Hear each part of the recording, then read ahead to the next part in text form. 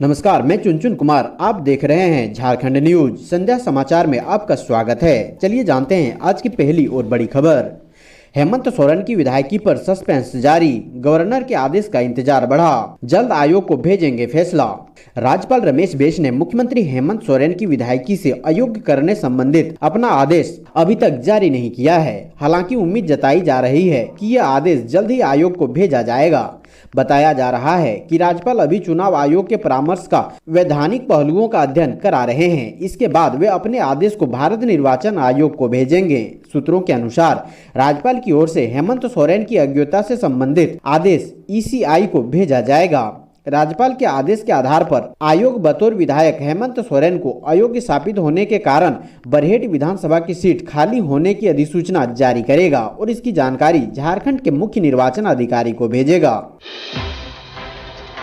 सोरेन परिवार पर डीएनए वाले बयान का विरोध, जेएमएम ने किया बाबूलाल और निशिकांत का पुतला दहन। शिबू सोरेन परिवार पर डीएनए वाले बयान को लेकर जेएमएम कड़ा ऐतराज जता रहा है। सोरेन के खिलाफ बयान को लेकर बाबूलाल मरांडी का विरोध किया जा रहा है। इसी कड़ी में धनबाद जेएमएम ने दोनों बीजेपी नेताओं बाबूलाल मरांडी और निशिकांत दुबे का पुतला दहन कर अपना विरोध जताया। धनबाद जिला के कतरास थाना चौक में जिला अध्यक्ष रमेश टुड्डू, प्रखंड अध्यक्ष रतिलाल टुड्डू की अगुवाई में झामुमो समर्थकों ने भाजपा विधायक दल के नेता सह पूर्व मुख्यमंत्री बाबूलाल मरांडी और सांसद निशिकांत दुबे का पुतला जलाया। इस दौरान पार्टी कार्यकर्ताओं ने बाबूलाल मरांडी और निशिकांत दुबे के खिलाफ नारेबाजी की। जेएमएम जिला अध्यक्ष रमेश टुड्डू ने कहा कि बाबूलाल मरांडी अपना मानसिक संतुलन खो चुके हैं। जिस प्रकार से उन्होंने सोरेन परिवार के डीएनए को लेकर प्रश्न खड़ा किया है, उसे कतई बर्दाश्त नहीं किया जाएगा। उन्होंने कहा कि बाबूलाल मरांडी अपनी हरकतों से बाज नहीं आए तो उन्हें झारखंड खासकर धनबाद में प्रवेश नहीं करने देंगे। वहीं निशिकांत दुबे और भाजपा को आड़े हाथ लेते हुए जिला अध्यक्ष ने कहा कि आरएसएस के एजेंडे के रूप में निशिकांत दुबे काम कर रहे हैं। वो जिस पार्टी में है वह पार्टी ही विकास और दलित विरोधी पार्टी है। झारखंड के विकास को अवरुद्ध करने के लिए भाजपा तरह तरह के षड्यंत्र रच रही है और राज्य के मुख्यमंत्री हेमंत सोरेन को परेशान कर रही है। भाजपा चाहती है कि प्रत्येक राज्य में उनकी सरकार हो, इसलिए सरकार गिराने की साजिश कर रही है। धड़ल्ले से चल रहा था बालू का अवैध कारोबार, खनन विभाग ने मारा छापा। माइनिंग विभाग द्वारा धनबाद के चिरकुंडा थाना क्षेत्र में बालू का अवैध भंडारण करने वालों के खिलाफ बड़ी कार्रवाई की गई है। नेहरू रोड स्थित एक अहाते में बालू भंडारण को लेकर शनिवार को खान निरीक्षक राहुल कुमार और चिरकुंडा थाना प्रभारी सुनील कुमार सिंह के नेतृत्व में छापेमारी की गई। बालू से संबंधित सही कागजात नहीं उपलब्ध कराने की स्थिति उत्तम कुमार शर्मा के खिलाफ खान निरीक्षक ने अवैध तरीके से बालू भंडारण किए जाने को लेकर प्राथमिकी दर्ज कराया है और शर्मा को चिरकुंडा पुलिस को सुपुर्द कर दिया गया है। लगभग 3900 सीएफटी बालू जब्त कर एक स्थानीय व्यक्ति के जिम्मेनामा पर दे दिया गया है। मामले में उत्तम कुमार शर्मा और जमीन मालिक के खिलाफ प्राथमिकी दर्ज की गई है। ओडिशा के मयूरभंज में खुशी का माहौल, राष्ट्रपति द्रौपदी मुर्मू के बाद जिले की एक और बेटी संभाल सकती है बड़ा पद। ओडिशा के मयूरभंज जिले के रायरंग अनुमंडल के लोग इस बात से खुश हैं कि द्रौपदी मुर्मू के राष्ट्रपति बनने के करीब एक महीने बाद इस धरती की एक और बेटी राष्ट्रीय समाचारों की सुर्खियों में है। लोग इस बात से खुश हैं कि झारखंड के मुख्यमंत्री हेमंत सोरेन की पत्नी कल्पना सोरेन उनके खिलाफ खनन पट्टा के मामले में बर्खास्त होने की स्थिति में उनके पति की जगह ले सकते हैं। कल्पना सोरेन बहलदा प्रखंड के तैताल गाँव की रहने वाली है। कल्पना सोरेन के पिता अम्पा मुर्मू ने कहा, मैं खुश भी हूँ और दुख भी। मैं दुखी हूं क्योंकि मेरे दामाद हेमंत सोरेन राजनीतिक उथल पुथल का सामना कर रहे हैं। मैं खुश भी हूं कि मेरी बेटी कल्पना को मुख्यमंत्री बनाए जाने की चर्चा हो रही है। अम्पा मुर्मू ने कहा, हम ऐसी स्थिति में हैं जहां सिक्कों के दोनों पहलू हमारे पक्ष में है। कुछ भी हो, जीत हमारी है। हादसे में घायल को अस्पताल पहुंचाने वालों को 5000 रुपए का मिलेगा पुरस्कार। वाहन मोटर से सड़क दुर्घटना में गंभीर रूप से घायल व्यक्ति को अस्पताल पहुंचाने वाले को 5000 रुपए नगद पुरस्कार मिलेगा। साथ ही साथ प्रशस्ति पत्र भी दिया जाएगा। इसके लिए परिवहन विभाग ने अधिसूचना जारी कर दी है। नगद पुरस्कार का आधार दुर्घटनाओं में घायल व्यक्ति को सुनहरे घंटे यानी गोल्डन आवर की अवधि पर निर्भर करेगा। मतलब यह है कि किसी घायल व्यक्ति को दुर्घटना के तत्काल बाद अस्पताल पहुँचाने वालों को यह पुरस्कार दिए जाएंगे। कारण यह है कि दुर्घटना के चंद घंटे किसी भी घायल व्यक्ति के लिए बहुत ही महत्वपूर्ण होते हैं। समय पर चिकित्सा सुविधा मिलने पर घायल व्यक्ति की जान बचाई जा सकती है। कोल्हान में 50,000 से अधिक उपभोक्ताओं के काटे जाएंगे बिजली कनेक्शन। झारखंड बिजली वितरण निगम की ओर से बगैर मीटर बिजली जलाने वाले उपभोक्ताओं का कनेक्शन काटने की तैयारी की जा रही है। निगम की ओर से 1 महीना पहले इन उपभोक्ताओं को बिजली कनेक्शन लेने के बारे में सूचना जारी की गई थी। इसमें निगम ने बताया था कि मीटर रहित उपभोक्ताओं को जल्द मीटर कनेक्शन लेना है। कई बार नोटिस जारी करने के बाद भी इन लोगों ने मीटर नहीं लगवाया है। इससे करोड़ों के राजस्व का नुकसान हो रहा है। राज्य भर में मीटर रहित उपभोक्ताओं की संख्या लगभग 10 लाख है, जबकि निगम के पास कुल उपभोक्ता 51 लाख है। इसी तरह कोल्हान में उपभोक्ताओं की संख्या 8.5 लाख है, जिसमें मीटर रहित लगभग 50,000 हैं।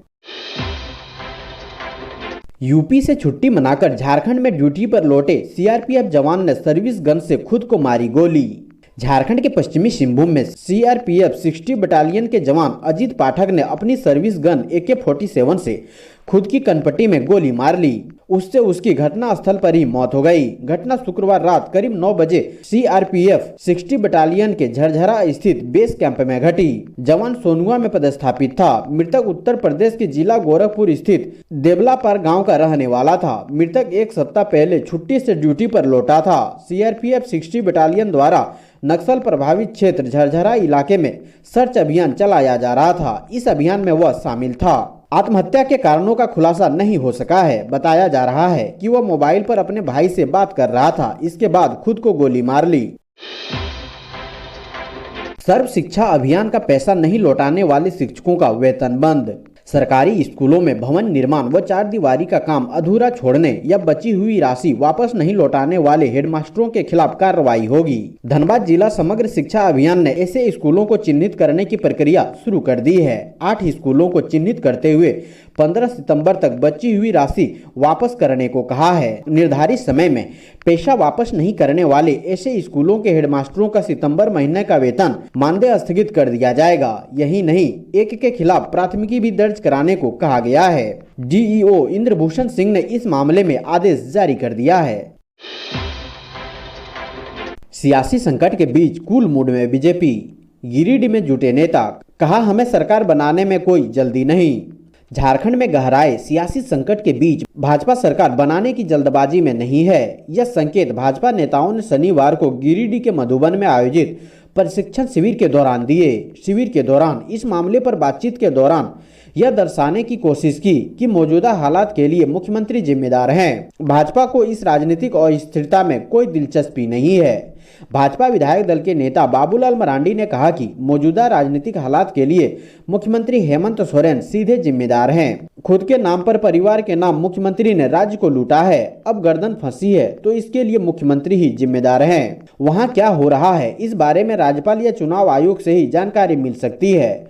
भाजपा को कोई जल्दबाजी नहीं है। बाबूलाल ने कहा कि पूरे प्रकरण से दूर भाजपा के लोग पार्टी के काम में जुटे हुए हैं और स्थिरता के लिए हेमंत सोरेन जिम्मेदार हैं। सरकार कभी गंभीर दिखी ही नहीं। सुप्रीम कोर्ट ने झारखंड हाई कोर्ट के 7 आदेशों को बदला। कहा पैसा भरो और जमानत लो का तरीका ठीक नहीं।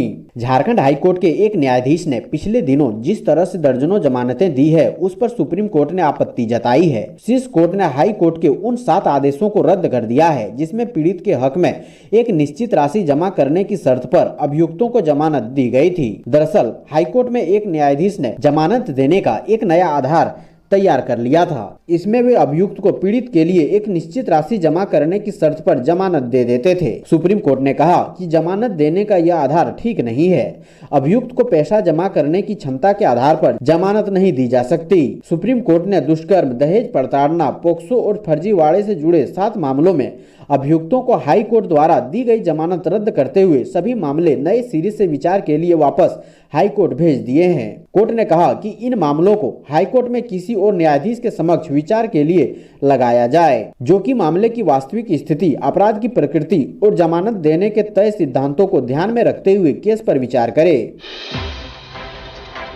झारखंड में कम नहीं हो रहा पलायन का दर्द। तमिलनाडु में मजदूर की सड़क हादसे में मौत पर मातम। रोजी रोटी की तलाश में हैदराबाद गए बोकारो के पेटरवार प्रखंड के सदमा कला बुढ़वा टांड़ के एक युवक की मौत के बाद उसका दुष्कर्म भी नहीं पार हुआ और सदमा कला एक अन्य दूसरा युवक पलायन की भेंट चढ़ गया। सदमा कला निवासी दिनेश महतो के पुत्र प्रमोद महतो की मौत चेन्नई के मुटूर नामक स्थान में शुक्रवार की रात करीब 11:30 बजे एक हाईवा वाहन की चपेट में आने से हो गई। मृतक के परिजनों साथ में काम करने वाले साथियों ने शुक्रवार की देर रात में फोन से घटना की जानकारी दी। के बाद से प्रमोद के परिजनों का रो रो कर बुरा हाल है। मृतक अपने पीछे पत्नी, 2 पुत्री, भाई सहित माता पिता छोड़ गया है। परिजनों के घर में शनिवार को चूल्हा भी नहीं जला।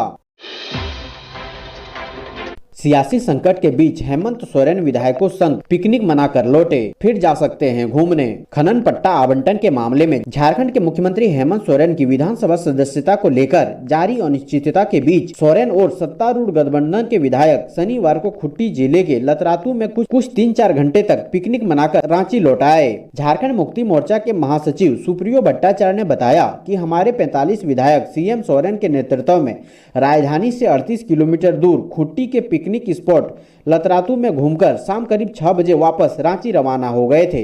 खबर है कि रविवार को विधायकों को फिर किसी और जगह की सैर कराई जा सकती है। इससे पहले भट्टाचार्य ने व्यंग्यात्मक लहजे में कहा था कि हमारे सभी विधायकों को जाना रामगढ़ जिले के प्रसिद्ध पर्यटन स्थल पतरातू, लेकिन जानबूझकर हम उन्हें उल्टी दिशा में खुट्टी जिले में लतरातू घुमाने ले गए, क्योंकि मुख्य विपक्षी भाजपा उसी की भाषा समझती है।